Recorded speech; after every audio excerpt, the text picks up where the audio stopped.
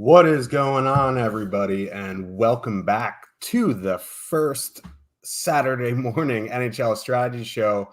I am your host, Sleepy Josh Harris. Joining me, as always, is my partner in crime, Slim Cliffy, who is in the Atlantic time zone, so it's probably like 3 p.m. where he's at already. How you doing today, Cliffy?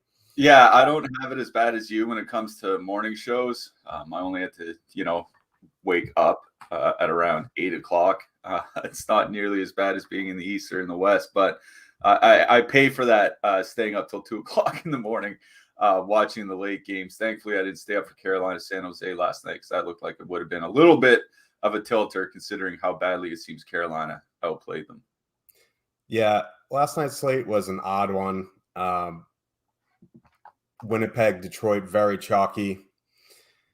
Detroit, lots of shots on goal. Jake Allen had a great game. Detroit scored 2 empty net goals. Winnipeg was pretty quiet until like the last 4 minutes of the game, and they broke the slate wide open.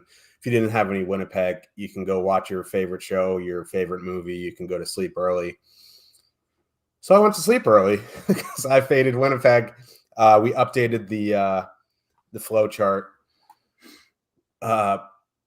But we did know that Winnipeg one still runs pure on the empty net. Connor scored an empty net goal there. We actually had a lot of good nights in our Discord. Let me just go through them real quick.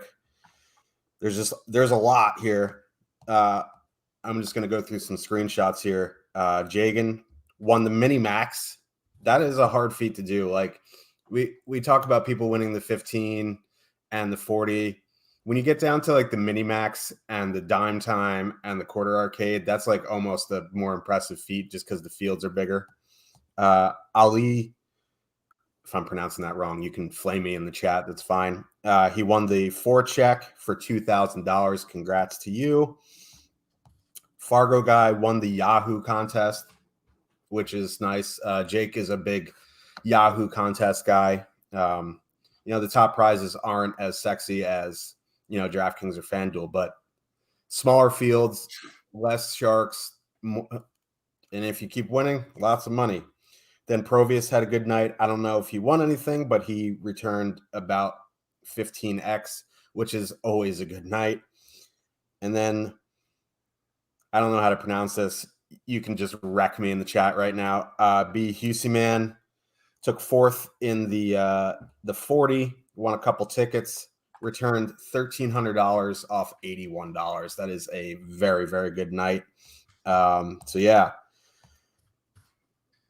Yeah, I see. Oh, I see. Another one as I'm talking. DJ Weeze, he shipped the dime time. That is very hard to do. Huge field. You turn 10 cents into $10. Like that's a big return on your investment. If you're playing those low stakes, that's a big return. Like we don't shame, how much you play. Absolutely not. It's impressive no matter what you play if you win. So congrats to all you guys. I didn't have any Winnipeg. I had a lot of Detroit. But, these things happen. You play one lineup, you're used to losing. It's kind of like I talk about, like, you kind of compare it to poker, hours of boredom, moments of sheer terror. So, yeah, single entry, you wait for those nights where you're live and they can make your season. How'd you do last night? Didn't cash my single entry. I had Detroit top line. They obviously didn't do anything.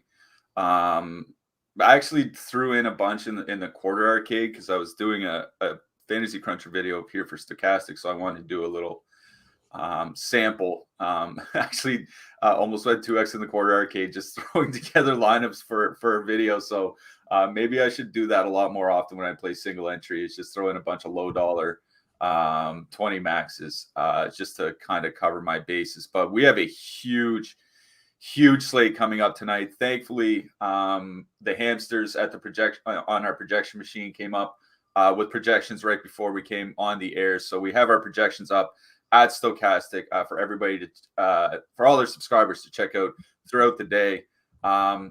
Probably a good day for him with all the games we have tonight. Yeah, I'm also an NPC. I forgot to mention our sponsor BetMGM. They're our official sponsor, our unofficial sponsor, Alani Energy. I haven't had an energy drink in a while, so by the end of the show, I might be talking 7,000 words a minute. Sorry, Vots, if you watch this on 1.5 later. All right. Wow. Never mind. But yeah, we have a 12 gamer. We have to be out exactly at 9:55, so we got to get a move on. Just remember, I see a bunch of you here. Like and subscribe helps us out a lot. Helps bring you free content as much as possible. So hit the like, subscribe, hit that notification bell. It alerts you when we go live. First game of the night, we have the Arizona Coyotes going into Boston. Coyotes have a 2.4 total. The Boston Bruins have a 4.3 total. All right. Looks like Jake DeBrusk is going to be out tonight. Craig Smith taking that top line. Second line still the same. Arizona still a team, apparently. I mean, it's kind of – I don't know what to do with the Bruins. There's 4 teams with 4 totals tonight. The Coyotes are awful. There's still no Marchand. I kind of like Craig Smith on that top line. That being said, like, it doesn't really correlate too well on the power play. Maybe I power play stack and just do it. You playing any Coyotes tonight? No, out on the Coyotes, especially with Nick Schmaltz injured. Obviously, we'll get more of an update. You know, this is early in the morning. We haven't had any morning skates, injury updates, that sort of thing, other than what we might have had a practice yesterday. But he left their last game injured. Lawson Krause took over on the top line alongside Clayton Keller, which, you know, if we got an extended look at them and it's not a 12-game slate going into Boston, I could be talking to Krause and Keller, but on a slate of this size, I just don't see the need to go to the Arizona side in a matchup this bad. Like, there are plenty of low-owned spots that will come out with better projections. So it's about Boston. You're right. It looks like the top line at least is going to carry a lot of ownership because Craig Smith is fairly cheap across the industry. Now, he's a guy that puts up like excellent shot rates in low ice, generally low ice time, like second pseudo third line minutes. I worry about ice time in this game. Like, if Boston gets out to a 3-0 lead in the first period or something like that, you're not going to see Patrice Bergeron play 20 minutes against the Coyotes. You know what I mean? So I think there are reasons to fade Boston here, obviously, right? Like, that top line is going to be very highly owned, like well into the double digits, even on a 12-game slate. And, you know, they're not super expensive. They might not get a lot of ice time. It's not to say Boston's not in a great spot. Obviously, they're in one of the best spots in the entire slate. That's why you see them with a team total north of 4. But I agree with you. If I'm stacking Boston here, it's some sort of power play stack. I'm putting Bergeron in with Krejci and Pasternak, or you know, Hall and Krejci and Pasternak, or something like that. I'm making sure it's some sort of power play stack here, because, you know, Arizona's probably going to have a bad penalty kill like they did last year. So that's kind of where I'm going with Boston here. Is I'm focusing, if I'm playing them, I'm focusing on power play stacking them somehow. I don't know if you have to go all the way down to the third line, especially where there's so many lines, you know, low on lines that you can play today. So for me, it's power play stacking Boston are moving along.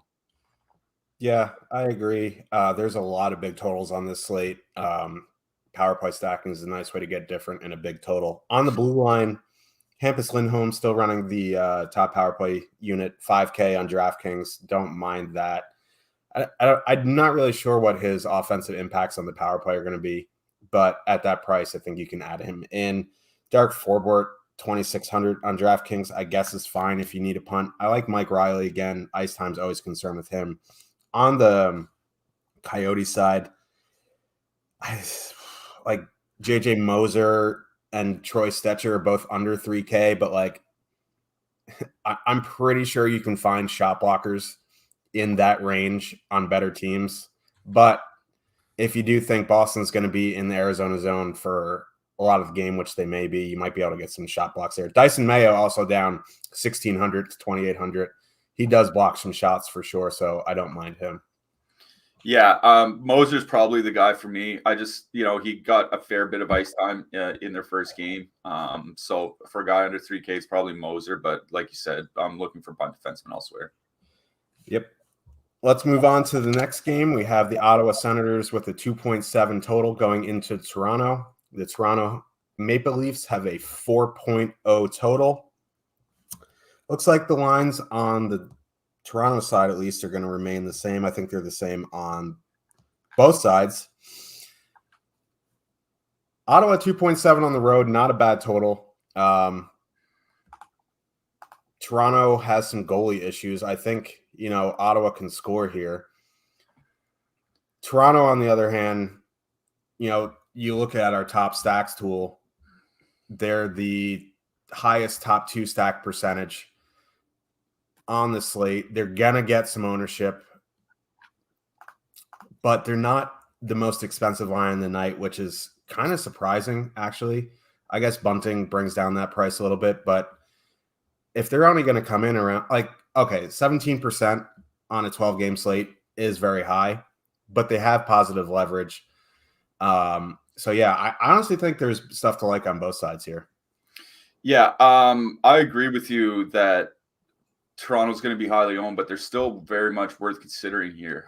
For as good as Ottawa might have, or as better as they might have gotten in the offseason with their acquisitions of the Brinkat and Giroux, that doesn't do anything for the team defense, which wasn't very good last year. Penalty kill wasn't that great either.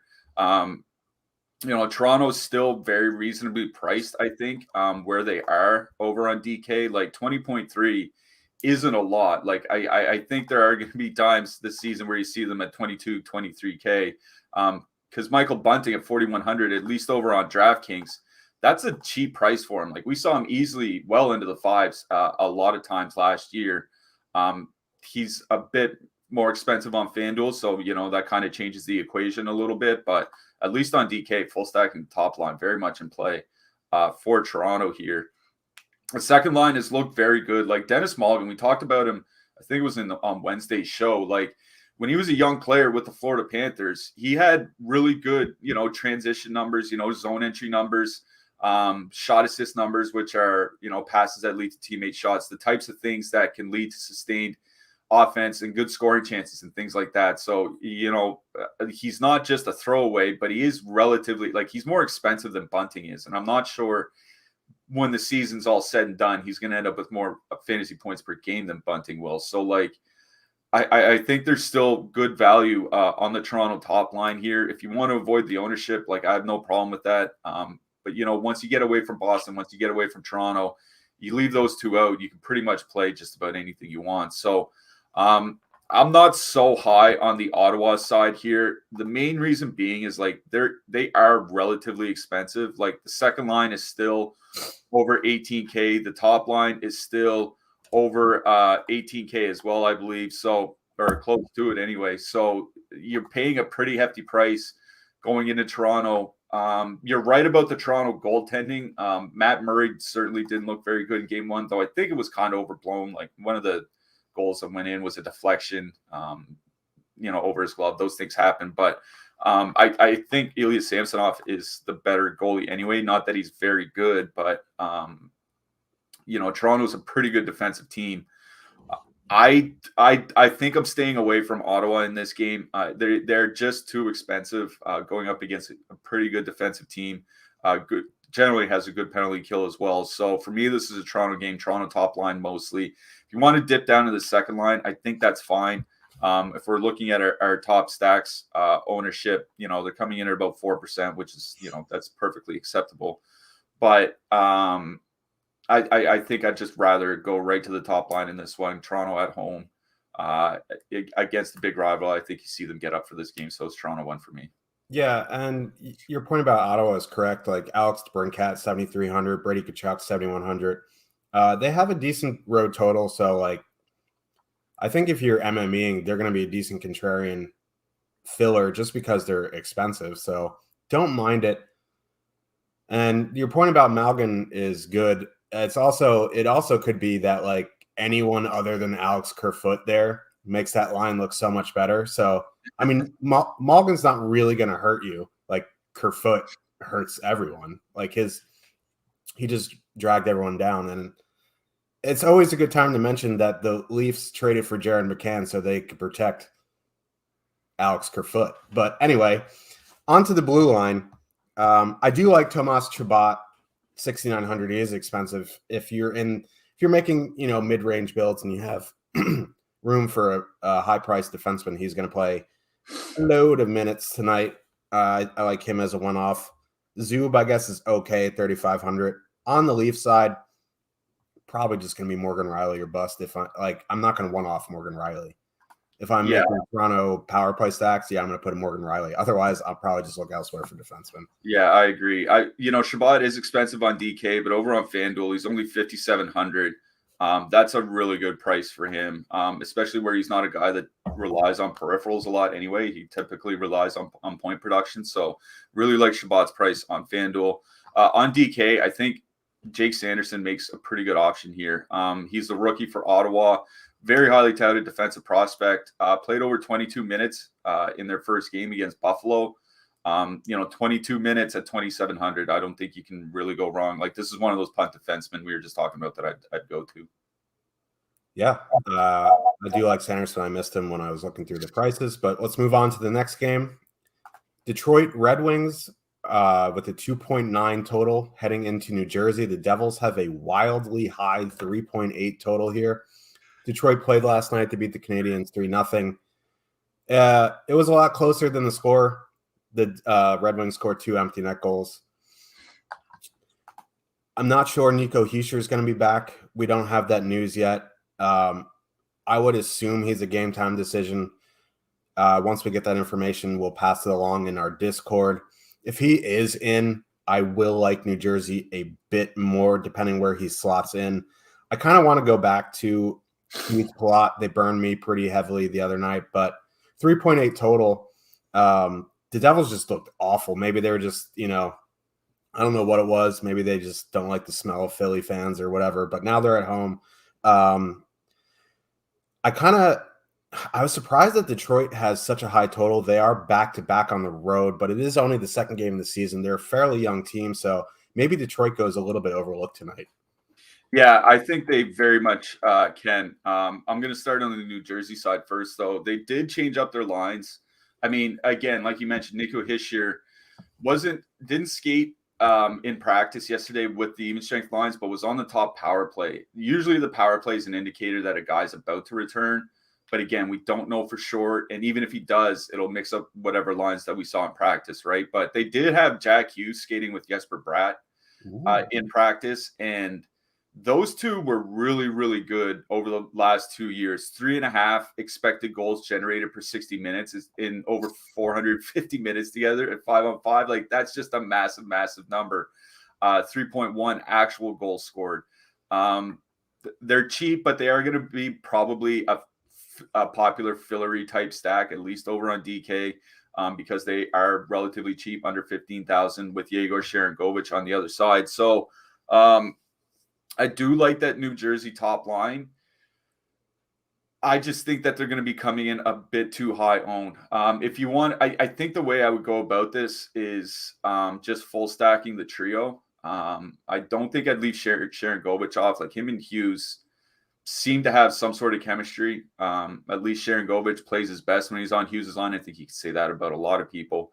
But a lot of this just comes down to Nico Hischier being in the lineup. Like, I think I'd almost rather play like a Hischier Palat 2-man or something like that. Hughes Bratt, perfectly acceptable to play. I'm just worried that we're going to see a lot of ownership because you're right. Their implied team total is huge today, especially for a team that just kind of got roasted by the Philadelphia Flyers. So I do like Hughes and Bratt, just worried a little bit about ownership. I don't think you have to worry about it too much on a slate this size. I just think that they go a little bit over-owned. Should mention, if Hischier's in, he's probably going to go against the top line for Detroit, that Larkin-Bertuzzi line.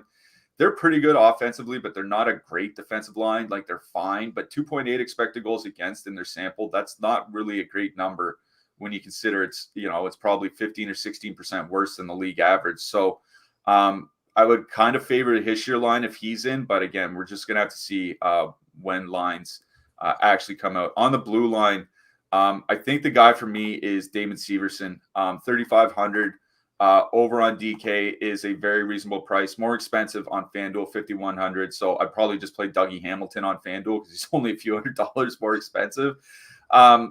But, you might see in some spots that Severson's lined up at like a second pair guy, third pair guy, or whatever. He'll probably play the most of any defenseman they have. They really rely on him in a lot of situations. So Severson is one of the cheap defensemen I like tonight. Yeah, and I had made a note, Jesper Bratt in the game against the Flyers, of all the top 9 forwards of 5-on-5, he played the least, which was very surprising. But if he is with Jack Hughes, I do really like that. The Wings top line is fairly priced. They're probably not going to garner much ownership. I don't mind going back there as a filler in MME. I agree with you on Severson. I do like Moritz Seider at 5,300. Again, I don't know if it's going to be a priority for me in 1 to 3 back-to-back on the road on a 12-game slate, but he is a stat stuffer, and he does get all that power play time. So let's move on to the next game of the night. We have the Tampa Bay Lightning with a 2.9 total heading into Pittsburgh. The Penguins have a 3.3 total. Tampa Bay played last night. They beat the Columbus Blue Jackets 5-2. That means Vasilevsky played last night, so there is a good chance that Brian Elliott is in net tonight, and that's a big drop-off from Vasilevsky. Like, yeah, Elliott's a serviceable backup, but he is nowhere near the caliber of Andrei Vasilevsky. That kind of gives me a lot of interest in Pittsburgh here tonight. Their top line is one of our top leverage lines here tonight. Gensel, Crosby, Raquel. They're $100 more than Toronto won. What you can do is, you can power play stack here. Tampa Bay takes a fair amount of penalties. Without Vasilevsky in net, I think, Pittsburgh can take advantage here. 3.3 total. It will also keep some ownership down since there's a lot of teams with large totals today. So I think Pittsburgh's one of my sneakier favorite plays tonight. On the Tampa side, I just don't know if you want to get there on a huge slate back-to-back on the road. Yeah, I don't know if I would go to the Tampa side here either. Pittsburgh is a good defensive team, at least when they're healthy. You do have to worry about maybe some lineup changes for Tampa Bay because they have moved guys around over their last couple of games. So that's definitely one thing that you'd have to worry about. You're right about the starter difference going from Vasilevsky to Elliott. Like, it's probably one of the biggest ones in the league. It's right up there with like Hellebuck down to David Griddick. Like, it is a significant difference in net. And, Tampa Bay last year, they did take a lot of penalties. We talked in their first game or first show of the season, how they lost a lot of their penalty killers in the offseason. Andre Palat, he's in New Jersey. They traded Ryan McDonough. Anthony Cirelli's hurt. The penalty kill, honestly, hasn't looked very good early this season. It has been Vasilevsky kind of saving them on the PK. So, you don't have to worry about ownership no matter what line you go with here with Pittsburgh. But I think, the power play stacking certainly makes a little bit of sense for the Penguins. I do like the top line a lot here in this game. But, if you want to throw in Evgeny Malkin instead of Rickard Rakell or Brian Ross instead of Rickard Rakell, I think that's perfectly acceptable. So probably some sort of Pittsburgh power play stack, even though they are fairly expensive.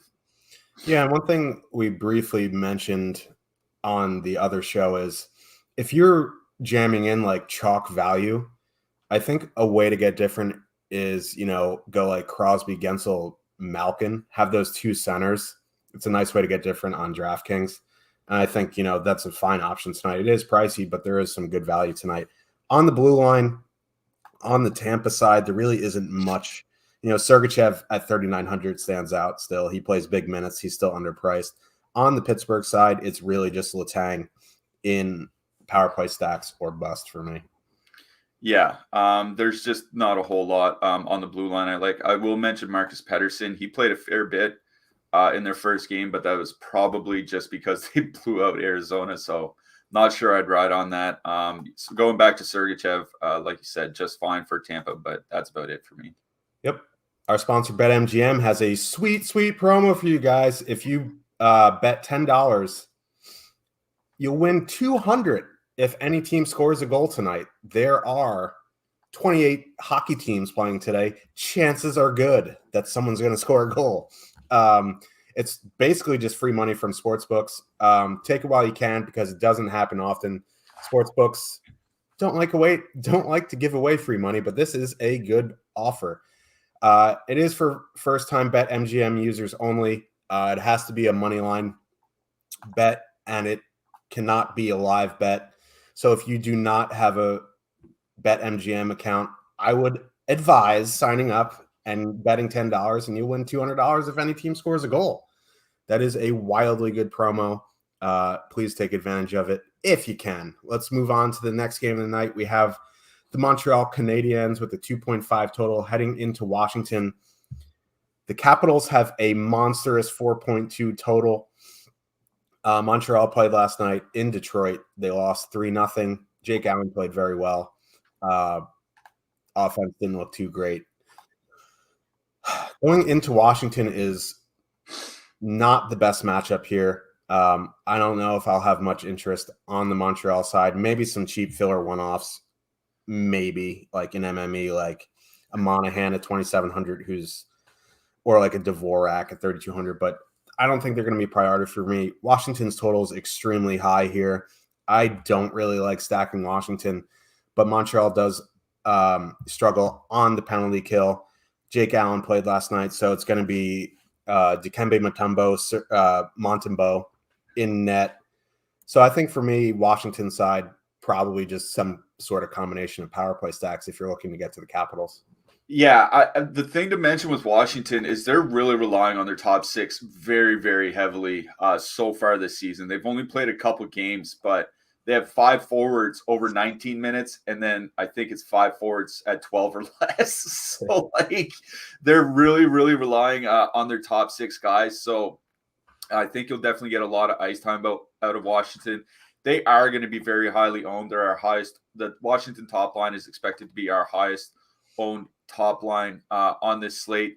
Not nearly as bad over on FanDuel, just because there are so many more lines in play. But I think we saw last night with Montreal a game that's probably going to happen a lot with them this year. They have a real young, inexperienced blue line. That Slafkovsky line, honestly, he doesn't look good. Like, they got to send him down to junior or whatever to the AHL. He needs to eat a sandwich. To the AHL. Soaking wet. Yeah, I mean, that line just hasn't looked good. Like, the best, I think Montreal's best line has honestly been the Hoffman, Doc, Monahan line so far. And you mentioned, one-offing one of those guys. I think that's the way I would go with the Habs too, but that's about it. If you want to go to the Montreal top line, I don't really hate it. They probably should get a fair amount of minutes, and they're not going to get any ownership. And Washington has looked like a mess defensively this year. The problem is Washington sends out their third, fourth lines quite a bit against top lines, and they're actually pretty good defensive lines. That's kind of the issue here. That's why I like Hoffman and Doc and Monahan, one of those guys, particularly Hoffman and Monahan as one-offs. On the Washington side, it's just power play stacking. It's the same thing that we just said, because this is one of those situations where I want to avoid a lot of the ownership. So, throw in a Dylan Strome in your stack or something like that. Washington top line, Washington power play. That's what I would definitely look at here. Just, they're going to carry a lot of ownership.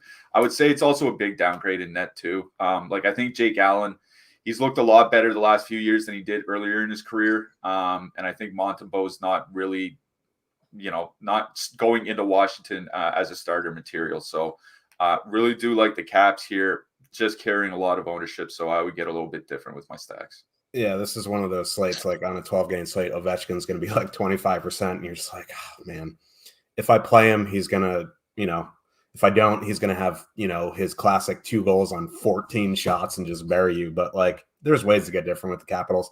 On the blue line, on the Canadian side, it's probably just going to be Caden Goulet. 3,300. I think that's a fair price. He's looked pretty good, at least for DFS purposes recently. On the Capital side, Carlson in your power play stacks is probably the play here. I guess very at 3,300 is all right. I'd probably rather play Goulet just because he has a chance to block some more shots here. Yeah, I'll throw Jordan Harris. I know sometimes people are looking for stone cold mid-price defenseman. Montreal's Jordan Harris probably going to play north of 20 minutes, only 2,500. I think he's a better offensive player than our boy Robert Goulet. So I like Harris if you're looking for a stone mid. I love it when you call me Big Papa. Let's move on to the next game. We got the Anaheim Ducks with a 2.4 total. Heading into Long Island, always a miserable experience. The Islanders have a 3.2 total. On the Ducks side, it looks like they still have the same lines. Islanders status quo here.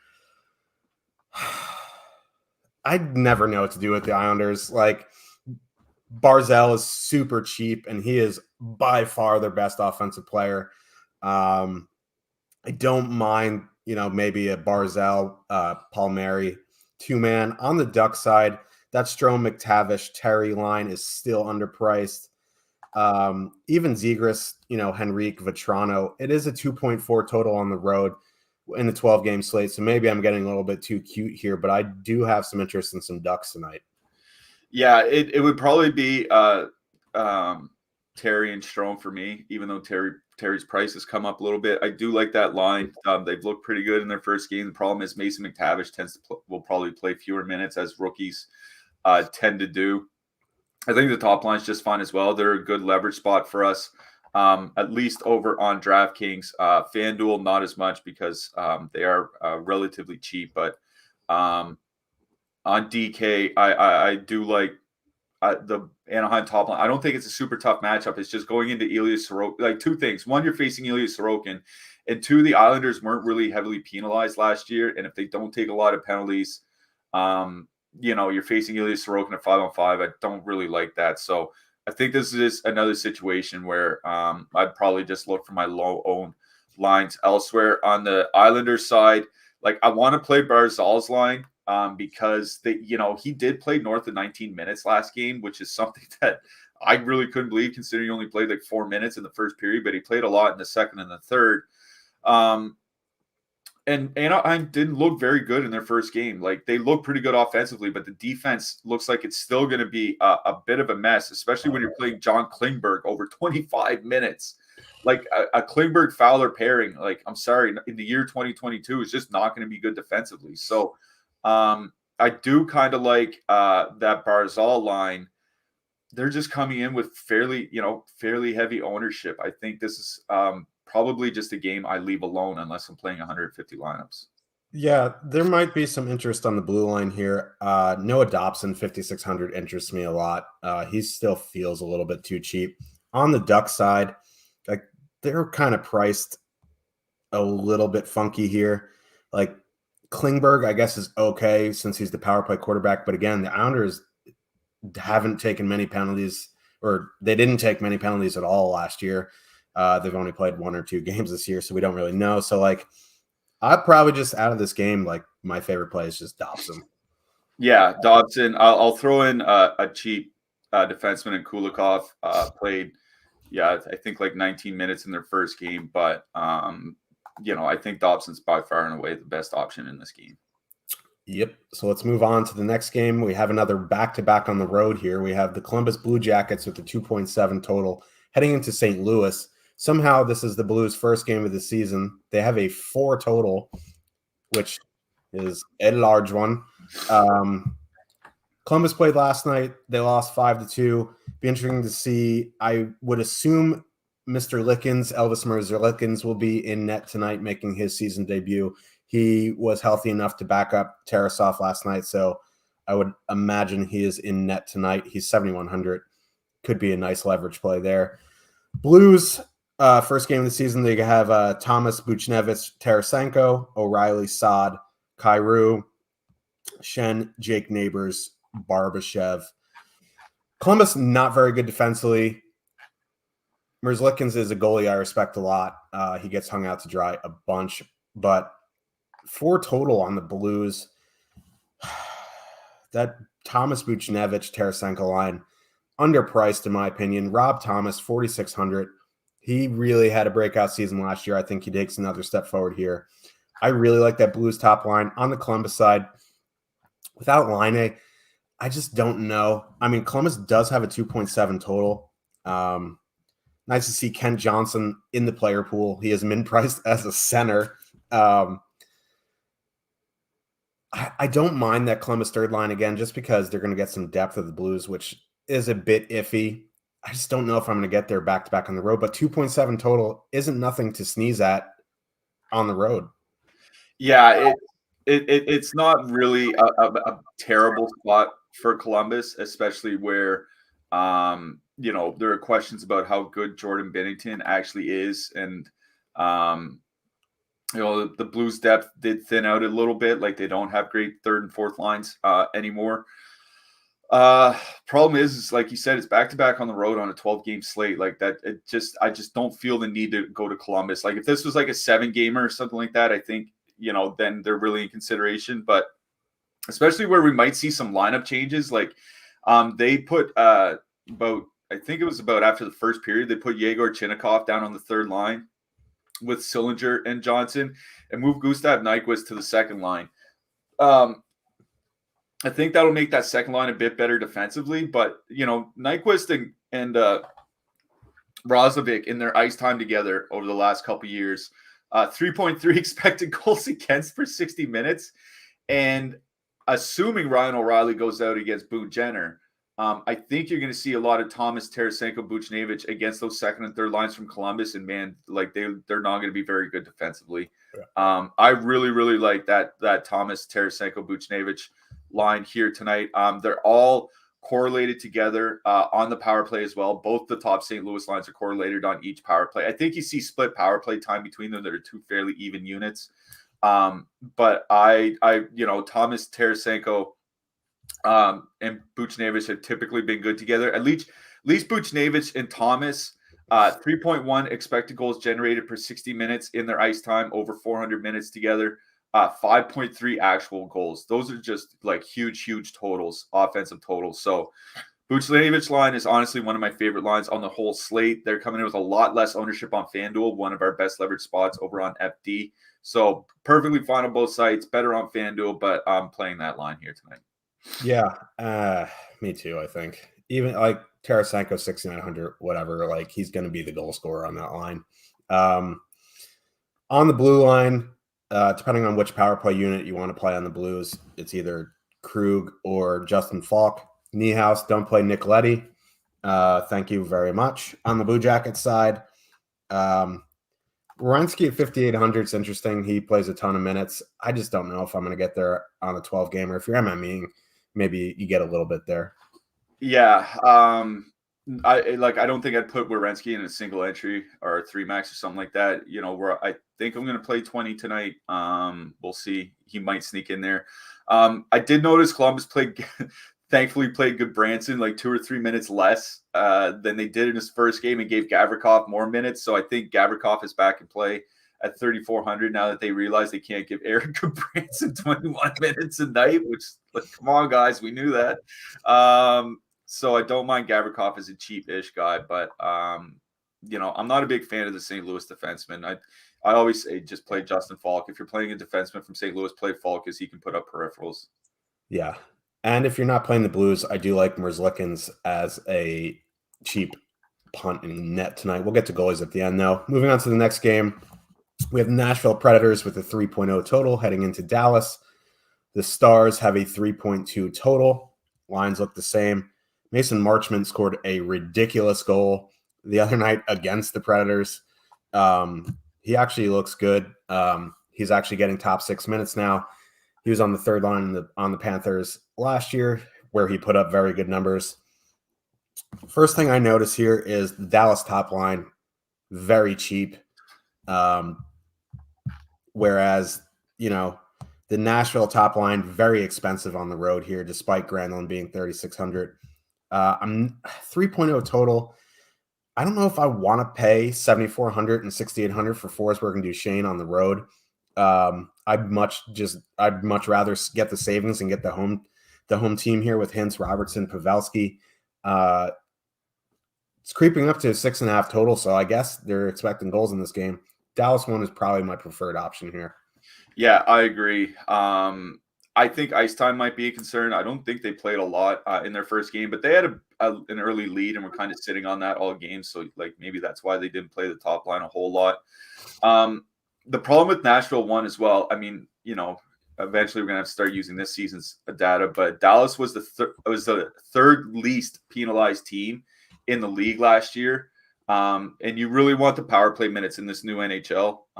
You want the power play time. Maybe they'll, it's one game. Nashville could, still get 5 power plays, whatever. But I don't really like the Nashville side for that reason. I think this is a Dallas game for me.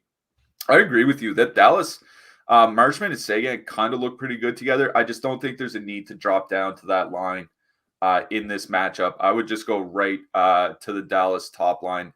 Of course, elite together, over 1,000 minutes together now, 3.2 expected goals for 3.7 actual goals. Just really big offensive numbers over a massive sample. Where they're priced down and not carrying a ton of ownership. We have them at like 5-6%. Even if they come in at 7-8%, that's perfectly acceptable. I definitely do like Dallas, along with Dallas top line and that St. Louis top line. Both two of my favorite lines here tonight. Yeah, I do really like the Dallas top line. They're cheaper than expected. On the blue line, Miro Heiskanen, 5,600, get that power play correlation. If you want to punt Lindell, I think it's fine. If you're using Dallas too, if you do go down there, I think Nils Lundqvist at 3,100 on that second power play unit is fine. On the Predator side, Roman Josi, wildly expensive, 8,100. I don't think I'll get there in 1 to 3. You could sprinkle him in your MME mix. Jake probably has 87%. Punt-wise, like Ryan McDonough's okay at 4,100. He does block a bunch of shots. But other than that, like looking elsewhere. Yeah, there's just not really defensemen I like in this game. Even Heiskanen, just real quick, I wrote in the offseason at a season-long fantasy hockey site I write for. I think he's about his struggles on the power play. He's not really a good power play defenseman. He hasn't been at any point in his career. I think he's going to get on that Victor Hedman trajectory. If you look at Hedman's early career, in Tampa Bay, he wasn't a good power play defenseman either. That really didn't change until 5 or 6 years ago when he was about 25, 26 years old and got used to playing large his game on the top power play. Heiskanen at his price, even with all the minutes he plays, I think he's fine to just completely leave off. Yeah, I wouldn't be shocked to see Nils Lundqvist take over on that top power play unit. Or Ryan Suter. Or Ryan's, yeah. I mean, honestly, yeah. He's not terrible.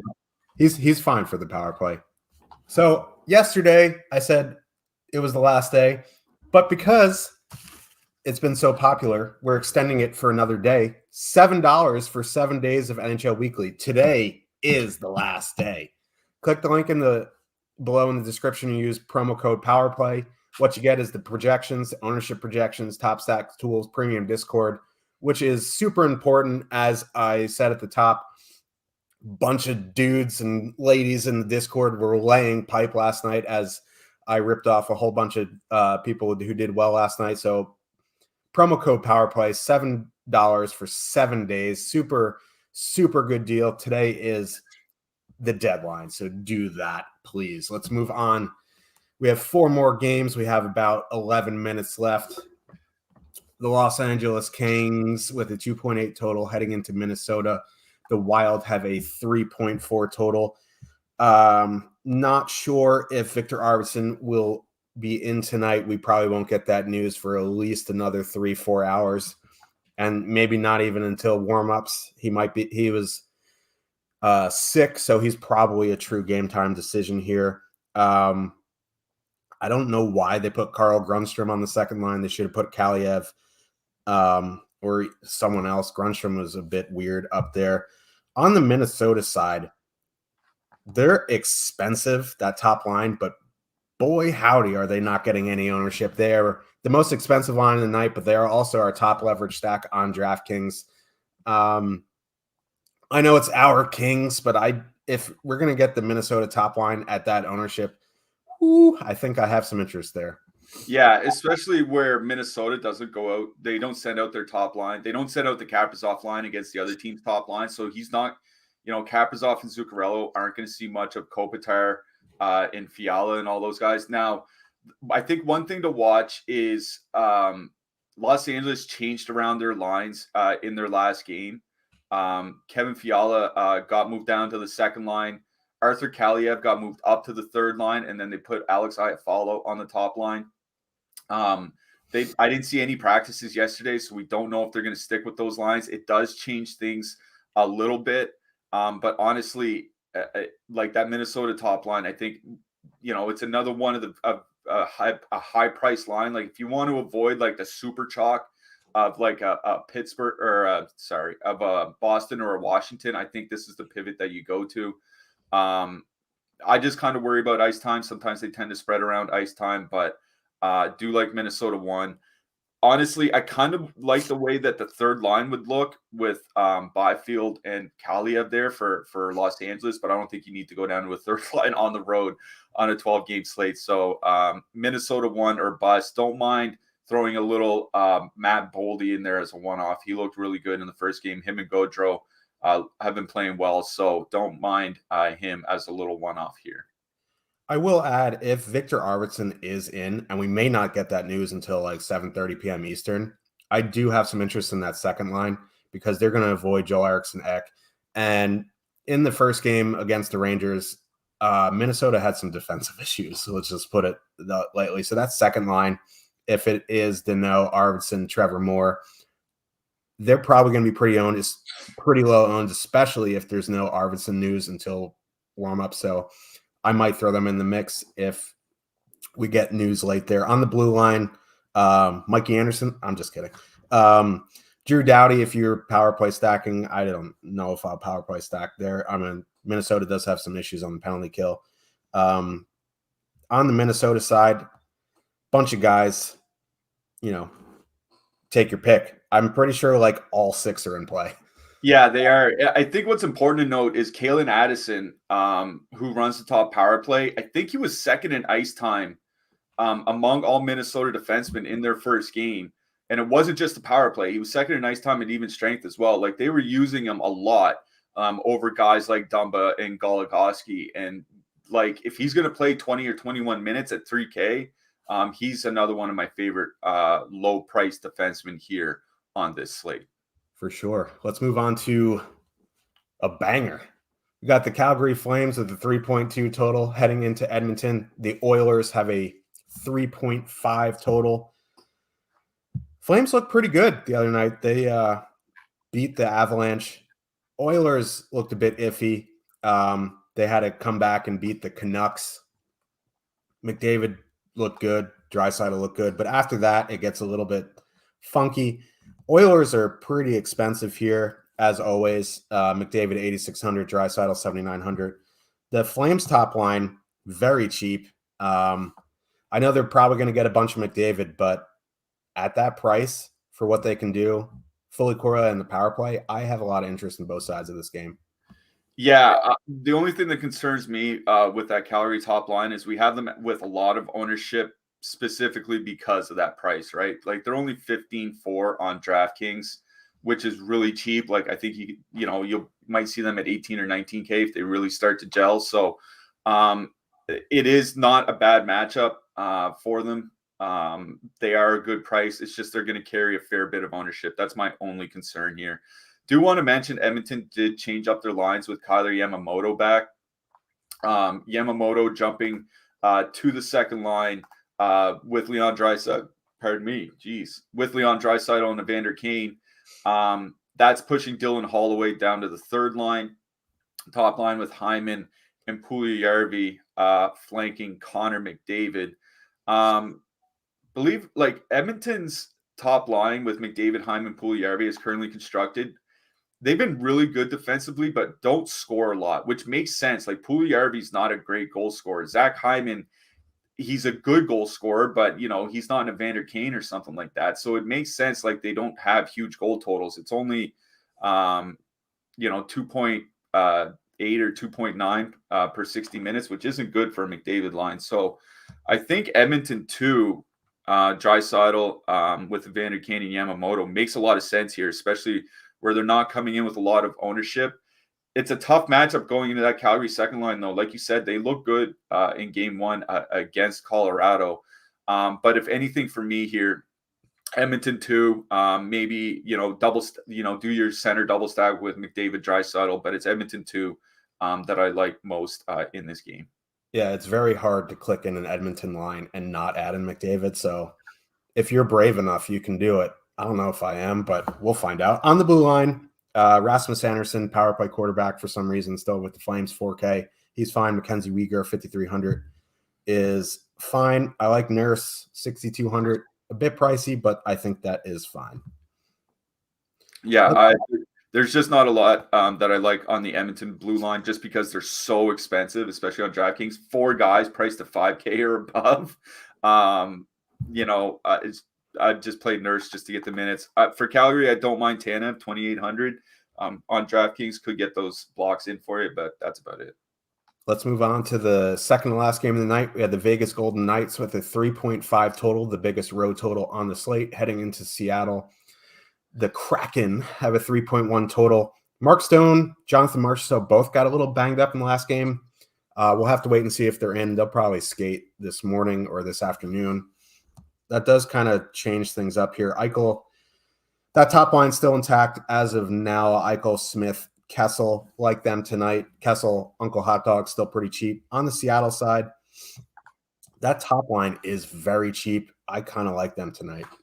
Yeah, I'm glad you mentioned the injuries for Vegas, Marchessault and Smith. Like, I hate when coaches do this. They said they had a maintenance day, but they hope they can play tonight. Like, a maintenance day to me means you're a little bit tired, you don't feel like skating. Not, I'm injured, I might not play tomorrow. That's just an injury. It's not a maintenance day.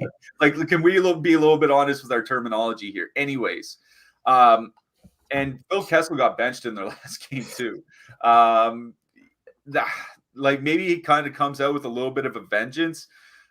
Good ownership on them. So, like, I think Eichel and Smith are going to play together. Maybe Kessel gets moved around. So if you're worried about Kessel getting moved around or benched again, just play Eichel and Riley Smith. But Seattle's looked really good early this season.